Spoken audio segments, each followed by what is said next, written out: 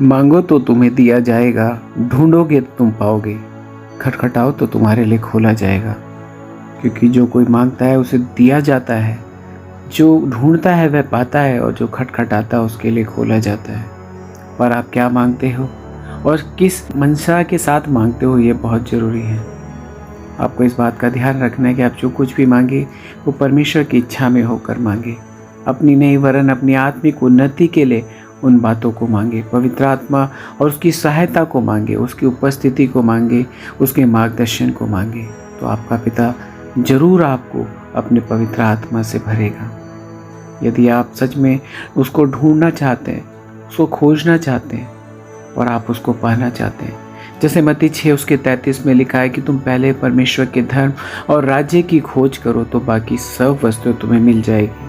तो हमें उसके धर्म और राज्य की खोज को करना है, ताकि हमारी जो भी आवश्यकता है वो हमारा परमेश्वर हमें देगा, क्योंकि वो जानता है कि हमें क्या चाहिए और किन भली वस्तुओं की हमें आवश्यकता है, क्योंकि वो हमारे मांगने से पहले जानता है, क्योंकि वो हमारे मनों को जानने वाला और मनों को जांचने वाला परमेश्वर है।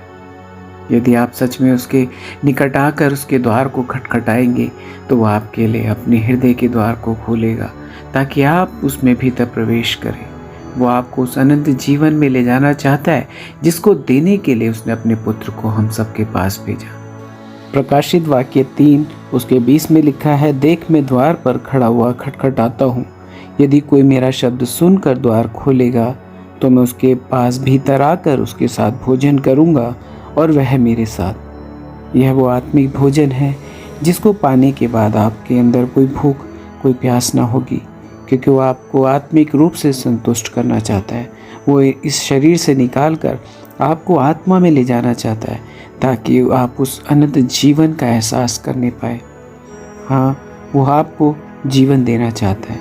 वो चाहता है कि आप उसके वचन पर स्थिर रहें, ताकि जिस उद्देश्य के साथ प्रभु यीशु मसीह इस पृथ्वी पर आया उस मकसद को वो पूरा कर सके। उस प्रॉमिस को जो उसने हम सबसे किया, उस प्रॉमिस को वो पूरा कर सके कि वो हमें अनंत जीवन की आशीष देना चाहता है।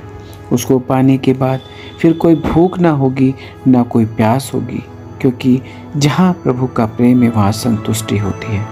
हमारा प्रभु यीशु हमें संतुष्ट करना चाहता है।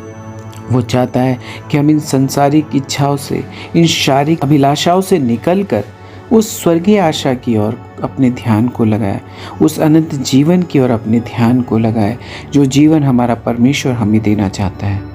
मैं प्रभु को धन्यवाद देता हूँ। आज के संदेश के द्वारा प्रभु ने हम सबसे बातचीत की और हमें बताया कि हमें क्या मांगना है, कैसे मांगना है और किस इच्छा के साथ मांगना है, ताकि वो हमारी प्रार्थना को सुने और हमें उन सभी आशीषों से परिपूर्ण करे। प्रभु आप सबको बहुत बहुत आशीष दे। God bless you all.